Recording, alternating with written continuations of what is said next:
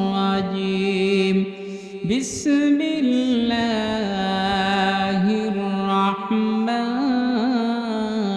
الرحيم وأما من أوتي كتابه بشماله فيقول يا ليتني لم أوت كتابيه ولم أدر ما حسابيه يا ليتها كانت القاضية ما أغنى عني ماليه هلك عني سلطانيه خذوه فغلوه ثم الجحيم صلوه ثم في سلسلة ذرعها 70 ذراعا فاسلكوه صدق الله العظيم আমি আপনাদের সম্মুখে পবিত্র কোরআনে কারীম থেকে 29 নম্বর পারা সূরা আল হাক্কা কি সূরা ভাই আল হাক্কা এই ছোট্ট একটি সূরার মধ্য থেকে আমি আপনাদের সম্মুখে 7টি আয়াতে কারিমা তেলাওয়াত করেছি এই আয়াতের উপরে ভিত্তি করে যতক্ষণ আলোচনা করব কোরআন থেকে আলোচনা করব এই আয়াতের উপরে ভিত্তি করে তাফসীর মাহফিলে তাফসীর করার চেষ্টা করব ইনশাআল্লাহ আল্লাহ কবুল করুক আমরা বলি আমিন প্রিয় সাথী ভাইরা কোরআনে কারীমের ভিতরে 114টা সূরা আছে কয়টা ভাই একটু সবাই কথা বলেন কয়টা 114টা সূরার ভিতরে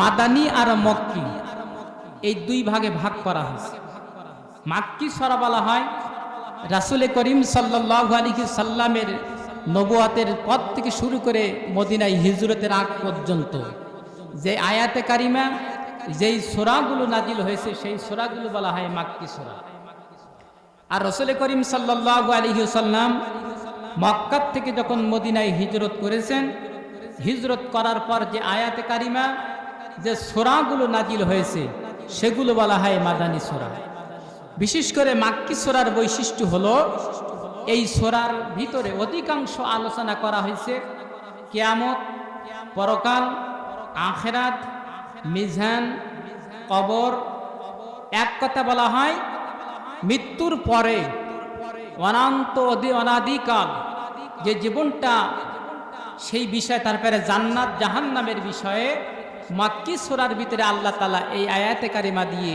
এই মাক্কি সূরাকে আল্লাহ নাজিল করেছেন আর মাদানী সূরার বৈশিষ্ট্য হলো বিশেষ করে এই মাদানী সূরার ভিতরে আছে জিহাদ আছে তালাক আছে হালাল আছে হারাম আছে সুদ আছে ঘুষ আছে জিনা আছে ব্যভিচার আছে তারপরে আপনার ওয়ারিশ আছে সম্পত্তি কিভাবে বন্টন করতে হবে এই সমস্ত বিষয়গুলো বিশেষ করে হুকুম আহকামগুলো শরিয়াতের বিধিবিধানগুলো যে আয়াতে কারিমা নাজিল করা হয়েছে এই আয়াতে কারিমা অধিকাংশ মক্কি থেকে মদিনায় যাওয়ার পর আল্লাহ রাসূলের উপর অবতীর্ণ হয়েছে জিল্লাহি বলেন সুবহানাল্লাহ প্রিয় সাথী ভাইরা আমি আপনাদের সম্মুখে সেই মাক্কি সূরা থেকে 7টি মাত্র আয়াতে কারিমা তেলাওয়াত করেছি এই আয়াতের উপরে ভিত্তি করে 1-1.5 ঘন্টা আলোচনা করব ইনশাআল্লাহ বিমাশিয়াতিল্লাহ বিফাদলিল্লাহ আল্লাহ তাআলা যদি আমাকে বলার তৌফিক দান করেন তাহলে আমি আপনাদেরকে কোরআন থেকে আলোচনা করতে পারবো তিনি যদি আমাকে ক্ষমতা না দেন বলার শক্তি না দেন তাহলে আমার কোনো ক্ষমতা নাই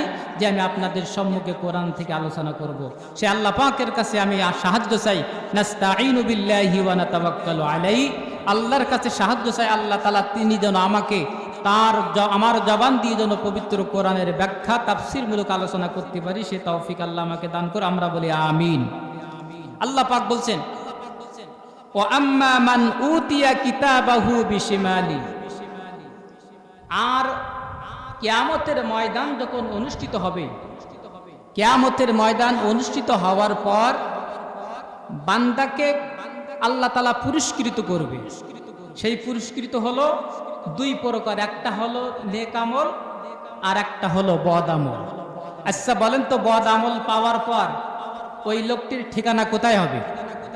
সবাই বলেন কোথায়? না বদ আমল, জাহান্নাম। আর নেক আমল যদি পায়, নেক আমল দুনিয়ার থেকে যদি করে যেতে পারে, হিসাবের পরে যদি আমল নামাতা ডান হাতে দেওয়া হয়, ওই লোকটি বিনা হিসাবে জান্নাতে চলে যাবে। একটু জোরে বলেন সুবহানাল্লাহ। তাহলে আমি আজকে আপনাদের সম্মুখে আলোচনা করেছি, তেলাওয়াত করেছি, ওয়া আম্মা মান উতিয়া কিতাবাহু বিশিমালিহি ফায়াকুলু ইয়া লাইতানি লাম উতা কিতাবিয়া।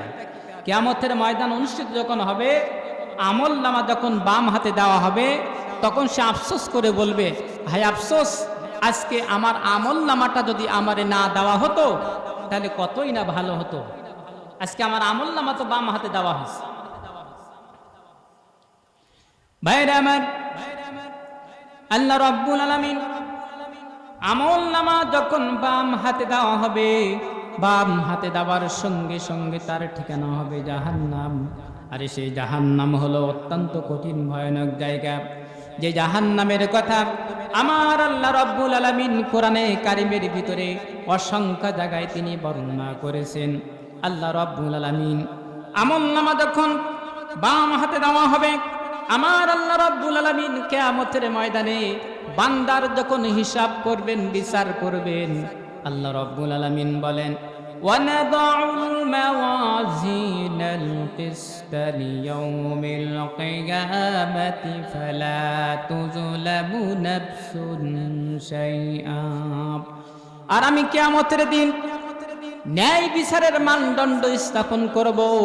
কিয়ামতের দিন আমি আল্লাহ তাআলা যখন বিচার করব, কিস্তে মানে ন্যায় বিচার মানদণ্ড যখন স্থাপন করব, আমি আল্লাহ রাব্বুল আলামিন আমি আমার বান্দার উপরে জুলুম করব না। আমি আল্লাহ রাব্বুল আলামিন জুলুম করব না। ওই আয়াতের পর আল্লাহ পাক বলেন, ওয়া ইন কানা মিসকালা হাববাতিন মিন খারদালিন ফাতাকুন কানা মিসকালা হাববাতিন মিন খারদালিন। আল্লাহ রাব্বুল আলামিন বলেন, এরপর আমি আল্লাহ রাব্বুল আলামিন আমার বান্দার আমল নামা যদি নেক আমল আর বদ আমল যদি যাররা পরিমাণ হয়, আমি আল্লাহ রাব্বুল আলামিন ওই কিয়ামতের ময়দানে সবগুলো আমি আল্লাহ রাব্বুল আলামিন হাজির করাবো। নেক আমল আর বদ আমল যাররা পরিমাণ, সরিষার দ্বারা পরিমাণ যদি হয়, যদি কোনো অপরাধ, কোনো নেক মানে বদামল, আমি আল্লাহ পাক কিয়ামতের ময়দানে ওগুলো সব তার সামনে উপস্থিত করব। ওয়া কাফা বিনা হাসিবিন, আর হিসাব গ্রহণকারী একমাত্র আমি আল্লাহ রাব্বুল আলামিন। আমি আল্লাহ আমার বান্দার উপরে আমি জুলুম করব না। যে যা কর্ম করবে সেই কর্ম আমি আল্লাহ তাআলা কিয়ামতের ময়দানে সকল মানুষের মাঝে আমি আল্লাহ ইনসাফ ভিত্তিক বন্টন করে দেব। বলেন সুবহানাল্লাহ। আল্লাহ রাব্বুল আলামিন সূরা লুকমানের ভিতরে হযরত লুকমান তার কলিজার টুকরা সন্তানকে ডেকে বলছেন, ইয়া বুনাইয়া ইন্নাহা ইন তাকু মিসকালা হাববাতিন মিন খারদালিন ফাতাকুন ফি সাখরাতিন আও ফিস সামাওয়াতি আও ফিল আরদি ইয়াতি বিহাল্লাহ। হযরত লুকমান তার কলিজার টুকরা সন্তানকে ডেকে বললেন, হ্যাঁ আমার কলিজার টুকরা সন্তান, যদি যাররা পরিমাণ কোনো বদ আমল করে থাকো, সরিষার দানা পরিমাণ যদি কোনো বদ আমল করো, আও সাখরাতিন, যদি সেই আমলগুলো পাথরের ভিতরে লুকায় রাখো, অথবা জমিনের ভিতরে লুকায় রাখো, অথবা আকাশে যদি কোনো লুকায় রাখো, আমি আল্লাহ রাব্বুল আলামিন কিয়ামতের ময়দানে সব বদ আমলগুলো আমি আল্লাহ ওপেন করে দিয়ে দেব। সব আমলগুলো সামনে উপস্থিত হয়ে যাবে। আপনার সামনে যখন বাম হাতে দেওয়া হবে, তখন আপনি সবগুলো দেখতে পারবেন। কোন জায়গায় কোন অপরাধ করেছো, কোন মানুষকে বিনা অপরাধে পুলিশ দিয়ে ধরাইছো, হয়রান করে জেলখানার ভিতরে ঢোকাইছো, সবগুলো দেখতে পাবে তার আল্লাহ পাক। তার বাম হাতের আমল নামা দেওয়ার সঙ্গে সঙ্গে সব বদ আমলগুলো তিনি দেখতে পাবেন। দেখার পর এইবার সেই বান্দা কি করবে? আল্লাহ রাব্বুল আলামিন সূরা ফুরকানের ভিতরে বলেন, وَيَوْمَ يَعَضُّ الظَّالِمُ عَلَى يَدَيْهِ يَقُولُ يَا لَيْتَنِي اتَّخَذْتُ مَعَ الرَّسُولِ سَبِيلًا। وَيَوْمَ يَعُضُّ আর সে সেদিন দংশন করবে, তার দুই হাত দংশন করবে অর্থাৎ কামড়াতে থাকবে, আর আফসোস করবে, হায় আফসোস, আমি যদি কিয়ামতের ময়দানে আসার আগে দুনিয়ায় যদি আমি আল্লাহ এবং তার রাসূলের পথ অনুযায়ী চলতাম, আজকে এই কঠিন আযাব, এই শাস্তি আমারে ভোগ করা লাগতো না। তখন আফসোস করবে, দুই হাত কামড়াতে থাকবে আর বলে, হায় আফসোস, যদি আমি নবীর পথ, আলেমের পথ, মুহাদ্দিস আব্দুল খালেক যেই পথে চলতো, যেই আন্দোলন করতো, সেই আন্দোলনের সাথে সম্পৃক্ত যদি হতাম, আজকে আমার এই কঠিন আযাব শাস্তি ভোগ করা লাগতো না। কথা কোন ঠিক কিনা? আল্লাহ সব বলে দিয়েছে।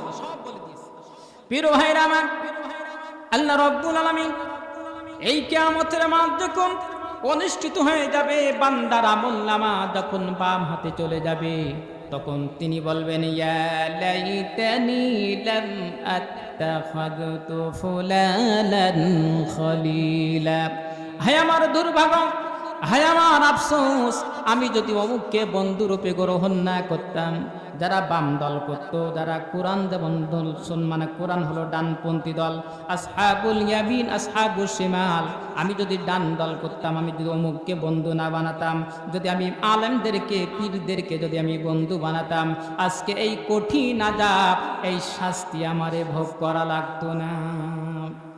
পীর ভাইরা আমার, জাহান্নামের শাস্তি কেমন হবে?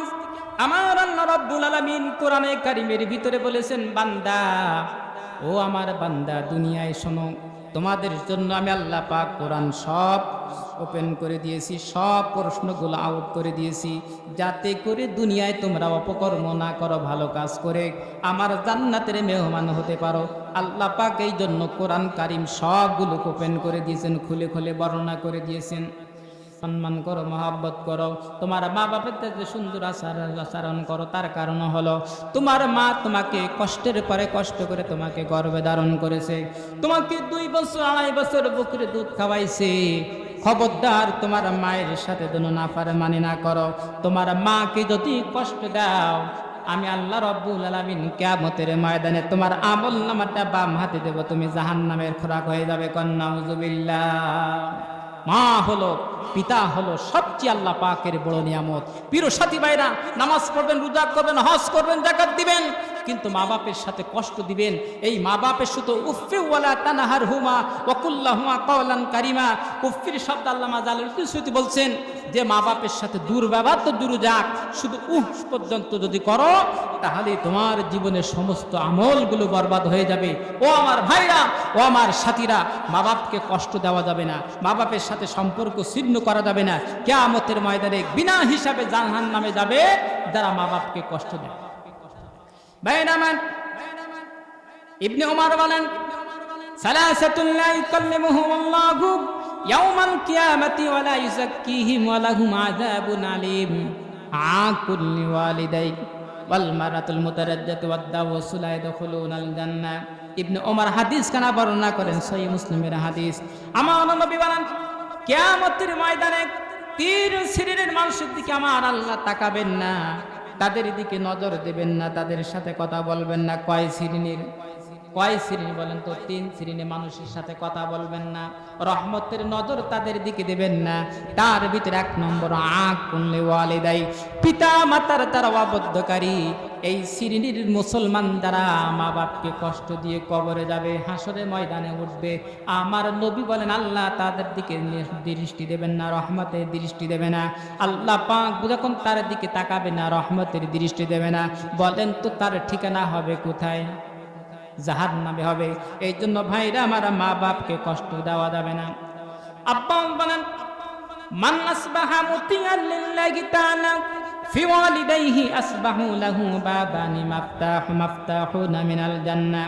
আমার নবীজি বলেন, যেই ব্যক্তি ফজরের নামাজ পড়লো, ফজরের নামাজের পর মা বাপ বেঁচে আছে, মা বাপের কাছে যাওয়ার পরে তাদের খোঁজ খবর নিল, রহমতের মানে তাদের দিকে দৃষ্টি দিল, সুন্দর দৃষ্টি দিল, আমার নবীজি বলেন আল্লাহ রাব্বুল আলামিন ওই বান্দার জন্য জান্নাতের 2টা দরজা আমার আল্লাহ খুলে দিয়ে দেবে। সুবহানাল্লাহ বলবেন না? মা বাপের দিকে তাকাবেন, রহমত নিয়ে তাকাবেন, মায়া নিয়ে তাকাবেন, প্রিয় ভাইরা আমার, আল্লাহ পাকের নবী বলছেন যে তোমার জন্য জান্নাতের দুইটা দরজা খুলে দেওয়া হবে। আর মা বাপের যদি তোমার আমসা আসা লিল্লাহি তাআলা ফি ওয়ালিদাইহি, নবীজি বলেন তোমার মা বাপের সাথে যদি নাফরমানি করো, মা বাপকে কষ্ট দাও, তোমার জন্য জাহান্নামের দুইটা দরজা খুলে দেওয়া হবে। কন্না উযুবিল্লাহ। ভাইরা আমার, চতুর্থ নম্বর হলো মা বাপকে যারা কষ্ট দেয় বিনা হিসাবে তারা জাহান্নামে যাবে। কন্না উযুবিল্লাহ। ভাইরা আমার, মা বাপকে কষ্ট দেওয়া যাবে না, তার কারণ হুমা জান্নাতুকা ওয়া নারুকা, মা বাপ তোমার হয় জাহান্নাম নাই তোমার বেহেশত। এই জন্য ভাইরা আমার, নবীজি বলেন যে ব্যক্তি দুনিয়ায় তার মা বাপকে পেয়ে আল্লাহর জান্নাত খরিদ করে নিতে পারে নাই, এর মতো হতভাগা আল্লাহর জমিনে আর কেউ নাই। নাউযুবিল্লাহি মিন যালিক। এই জন্য ভাইরা আমার, মা বাপের কষ্ট দেওয়া যাবে না, মা বাপের সাথে দুর্ব্যবহার করা যাবে না। যারা মা বাপকে কষ্ট দেয়, মা বাপের সাথে দুর্ব্যবহার করে, কিয়ামতের ময়দানে বিনা হিসাবে জাহান্নামে যাবেন। জাহান্নামের শাস্তি যে কত কঠিন, কত তীক্ষ্ণ, কত আযাব। প্রিয় ভাইরা আমার, যদি কোনো সময় সুযোগ হয় জাহান্নামের শাস্তি কি পরিমাণ হবে, আল্লাহ তাআলা অন্য আর এক আয়াতে কারিমার ভিতর অনেক জায়গায় আল্লাহ তাআলা বলেছেন। পঞ্চম নম্বর হলো ভাই, যারা অশ্লীল ভাষা ব্যবহার করে। এক শ্রেণীর মানুষ আছে কথায় কথায় গালি দেয়, অশ্লীল ভাষা ব্যবহার করে। এইরকম মানুষ সমাজে আছে না নাই? আছে না না বলেন? আল্লাহ রাব্বুল আলামিন বলেন وَإِذَا سَمِعُوا اللَّغْوَ أَعْرَضُوا عَنْهُ وَقَالُوا لَنَا أَعْمَالُنَا وَلَكُمْ أَعْمَالُكُمْ।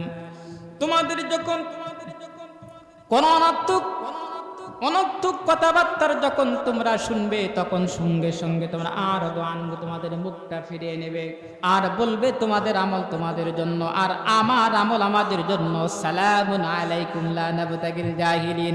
যখন কোনো আজে বাজে খারাপ কথা শুনবেন, সেখান থেকে উঠে যাবেন। এটা হলো ইমানের বৈশিষ্ট্য। অশ্লীল কথা শোনা যাবে না, অশ্লীল বাক্য বলা যাবে না। আল্লাহর পাক বলেন, যারা অশ্লীল বাক্য ব্যবহার করে ওখান থেকে তোমরা মুখটা ফিরে না, তাদেরকে সালাম দাওয়ার বলো, সালামুন আলাইকুম লা নাবতাগিল জাহিলিন। তোমাদের প্রতি সালাম রইল, আমরা তোমাদের মতো অজ্ঞ গণ্ড মূর্খ হতে চাই না। বলেন সুবহানাল্লাহ। অশ্লীল কথা বলা যাবে না।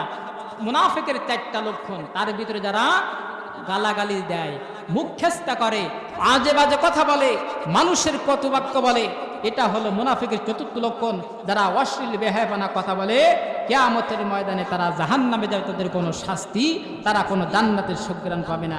প্রিয় ভাইরা আমার, 6 নম্বর হলো রাষ্ট্র বা নেতা প্রজাদেরকে ধোঁকা দেয়। এই রকম সমাজের নেতা আছে না নাই? কথা বলেন, আছে না নাই? প্রজাদেরকে ধোঁকা দেয়। যদি ক্ষমতায় যেতে পারি ঘরে ঘরে চাকরি দেব। আমি বলি ভাই, ঘরে ঘরে চাকরি, ঘরে ঘরে মামলা দিয়েছে বিগত সরকার, ঠিক কিনা? এটা হলো ধোঁকা। যারা প্রজাদের ধোঁকা দেয়, মানে বলে যদি ক্ষমতায় যেতে পারি তোমাদেরকে 10 টাকা চাউল খাওয়াবো, ঘরে ঘরে চাকরি দেবো, ডাল আলু ফ্রি দেবো। আচ্ছা বলেন তো, এই কথা বলে জনগণ তারে ভোট দিল, ভোট দিয়ে ক্ষমতা আসলো, আসার পরে ঘরে ঘরে চাকরির বদলে দিয়েছে ঘরে ঘরে মামলা, ঠিক কিনা? এইরকম প্রজাদের যারা ধোঁকা দেয় এরা জান্নাত যাবে না। আল্লাহর নবী বলেন, ফাকালা ইন্নাহা সাতাকুনু আলাইকুম ওয়ারাউম মিন বাদি আইজুনা বিল হিকমাতি আলা মানাবিরুম ফাইজা নাযালাত মিন কুলুবুহুন আনতুম মিনাল যায়ফি রাওয়াহু তাবরানি আও কামা ক্বালা আলাইহি সাল্লাতু ওয়াসাল্লাম। কাব ইবনে আযরা রাদিয়াল্লাহু হাদিস কানা বর্ণনা করেন, আমার নবী বলেন, একদা রাসূল সাল্লাল্লাহু আলাইহি সাল্লাম আমাদের নিকট আসলেন আর বললেন, আমার পরে, আমার মৃত্যুর পরে তোমাদের মধ্য থেকে এক শ্রেণীর নেতা হবে, এক শ্রেণীর নেতা হবে। তারা জনতার মঞ্চে যখন উঠবে তখন তারা হিকমতের কথা বলবে, কিন্তু মঞ্চ থেকে নামার পর সেই কথার সাথে আর কাজের সাথে তাদের মিল থাকবে না। এইরকম নেতা আমাদের বাংলাদেশে আছে না নাই? বলেন আছে না নাই? এমন যদি হতো আমার দেশের শাসক হতো ওমরেরই মতো হতো, আবু বকরের মতো।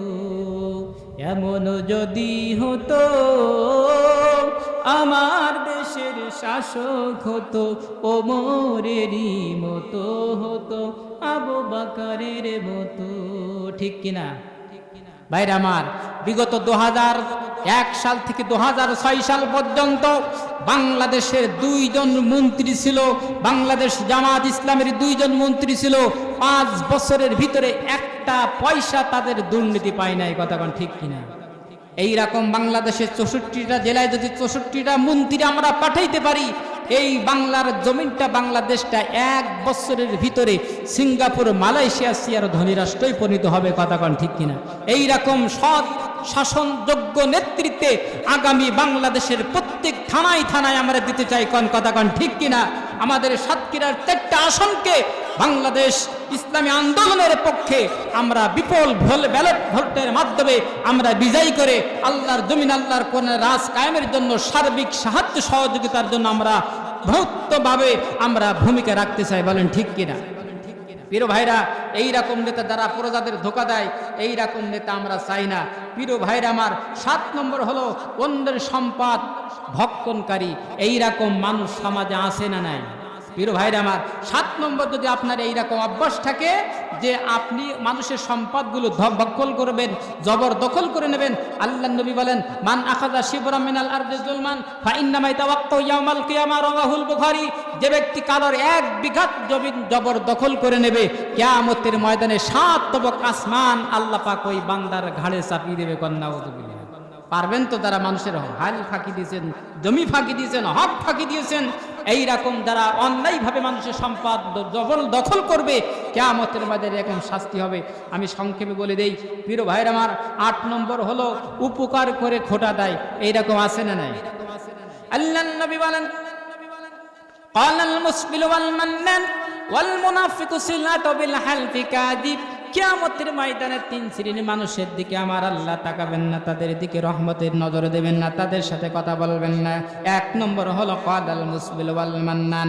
যে ব্যক্তি টাকনুর নিচে কাপড় পরিধান করে, এই টাকনুর নিচে কাপড় পরিধান করার কারণে আমার আল্লাহ পাক কিয়ামতের দিন ওই বান্দার দিকে রহমতের নজর দেবে না। ওয়াল মুনাফিকু সিলাতু বিল হালফিল কাযিব। 2 নম্বর হলো যারা দান করে খোটা দেয়, উপকার করে খোটা দেয়। এইরকম স্বভাব যদি কোনো মুসলমানের ভিতরে থেকে থাকে, তওবা করুন। দান করবেন আল্লাহর সন্তুষ্টির জন্য, নবীর সন্তুষ্টির জন্য, জাহান্নাম থেকে বাঁচার জন্য। সুতরাং দান করে যারা খোটা দেয়, উপকার করে যারা খোটা দেয়, ওয়াল মুনাফিকু সিলাতু বিল হালফিল কাযিব। আর যারা মিথ্যা শপথ করে বাজারে মাল বিক্রয় করে, এই 3 শ্রেণীর বদ স্বভাব যেই মুসলমানের ভিতরে আছে, আল্লাহর কসম কিয়ামতের ময়দানে আল্লাহ আপনারে জান্নাত দিবেন না, জাহান্নামের আমি ইন্ধন হবেন। নাউযুবিল্লাহ। উপকার করে খোটা দেয়।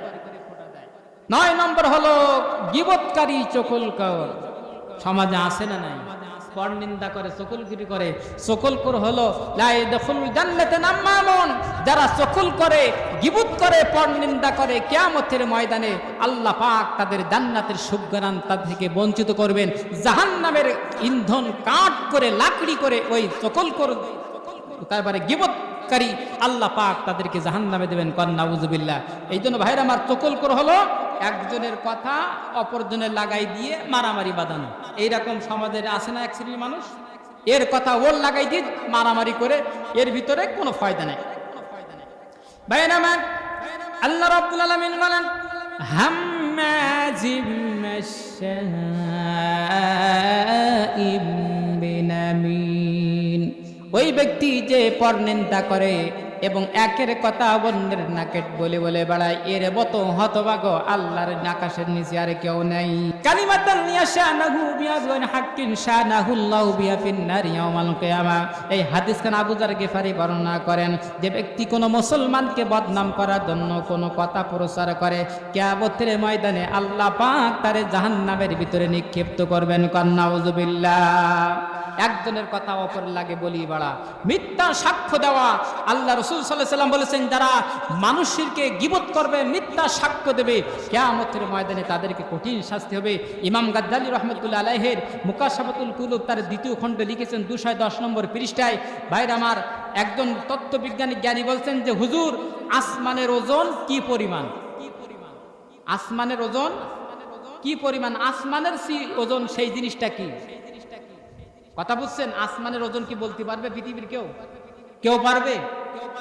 ইমাম গাদ্দালী রহমতুল্লাহ বলছেন, আমি এতটুকু কোরআন হাদিস ছাড়াই বলি, আসমানের ওজন হলো তার চেয়ে বেশি ওজন হলো ওই জিনিস নিষ্পাপ নির্দোষ মানুষের বিরুদ্ধে মিথ্যা সাক্ষ্য দেবে। আসমানের চেয়েও আরো ওজন এই মিথ্যা সাক্ষ্য দেওয়া। বিগত স্বৈরাচারের আমলে যারা মিথ্যা সাক্ষ্য দিয়ে আমির জামাত মতিউর রহমান নিজামী, আলী হাসান মুজাহিদ, আব্দুল কাদের মোল্লা, মীর কাসেম আলীকে যারা মিথ্যা সাক্ষ্য দিয়ে যারা ফাঁসির কাস্টে ঝুলেছ, আল্লাহর কসম কিয়ামতের ময়দানে 7 তবক আসমানের চেয়ে ভারী ওজন আল্লাহ আপনার ঘাড়ে চাপাই দেবে। ঠিক কিনা বলেন? এই জন্য ভাইরা আমার, মিথ্যা সাক্ষ্য দেওয়া যাবে না, সকলকর পর নিন্দা করা যাবে না। 10 নম্বর হলো অন্যের পিতাকে পিতা বলে ডাকা। এইরকম সমাজে এক শ্রেণীর মানুষ আছে, পিতাকে পিতা বলে না, এটা যেন আমরা ধর্ম কুটুম্ব মানে আত্মনা করি। 12 নম্বর হলো অহংকারী। অহংকারী আছে এক শ্রেণীর মানুষ। আল্লাহ রাসূল বলছেন যে মানুষ 4টা কারণে অহংকারী হয়। কয়টা কারণে? 4টা কারণে। 1 নম্বর হলো এলেমের কারণে, শিক্ষার কারণে, সম্পদের কারণে। 3 নম্বর হলো ইবাদতের কারণে, মানুষ ইবাদতের কারণে অহংকারী করে। 4র্থ নম্বর হলো ক্ষমতার কারণে। একবার চেয়ারে বসলেই ওই চেয়ার আর ছাড়তে চায় না, জুতুর বাড়ি না মারা পর্যন্ত। কথা কন ঠিক কিনা? বিগত স্বৈরাচার আমার দোষ কি? আমার দেশের জনগণ আমারে ক্ষমতা চায় না।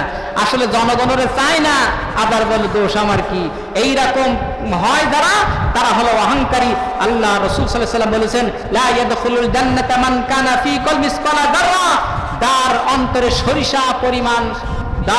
সরিষা পরিমাণ অহংকারী আছে, সে ব্যক্তি জান্নাতে যাবে না। নাউযুবিল্লাহ। প্রিয় ভাইরা আমার, যদি 10টার দিকে উঠাতেন তাহলে আপাতত এই 16টা পয়েন্টের উপরে, যদি রাত অনেক হয়েছে, মানুষ চলে গেছে। প্রিয় ভাইরা আমার, 12 নম্বর হলো রাসূলকে যারা, আমি সংক্ষেপে বলে দিতেছি, রাসূল সাল্লাল্লাহু আলাইহি সাল্লামকে যারা নেতা মানে না, রাসূল সাল্লাল্লাহু আলাইহি সাল্লামের আনুগত্য যারা করে না, এরা জাহান্নামে যাবে। নাউযুবিল্লাহ। তাহলে যারা রাসূলের আনুগত্য করে না, তারা যাবে জাহান্নামে। যারা রাসূলের দেখানো পথের আন্দোলনে যারা অংশগ্রহণ করে না, তারা রাসূলকে অস্বীকার করে। সুতরাং কোরআন সুন্নাহ যেই আন্দোলনে নাই, যেই রাজনৈতিক দলের ভিতরে কোরআন সুন্নাহ নাই, ওই রাজনৈতিক দলের সাথে সম্পৃক্ত হওয়া যাবে না। এটা হলো ফাইনাল কথা। 13 নম্বর হলো ওই সমস্ত মহিলা যে স্বামীর কাছে বারবার তালাক চায়। এইরকম সমাজে মহিলা আছে না নাই? ভাইরা আমার, মহিলারা তালাক চাওয়া এটা হারাম, সম্পূর্ণ হারাম। এইরকম অভ্যাস যে সমস্ত মহিলাদের ভিতরে আছে, এরা দুনিয়ায় শাস্তি পাবে, কিয়ামতের দিনে জাহান্নামে হবে। নাউযুবিল্লাহ। 14 নম্বর হলো দুনিয়ার উদ্দেশ্য দ্বারা এলেম অর্জন করে, এইরকম শ্রেণীর মানুষ সমাজে আছে না নাই? সুতরাং এলেম অর্জন করতে হবে শুধুমাত্র আল্লাহ সন্তুষ্টির জন্য।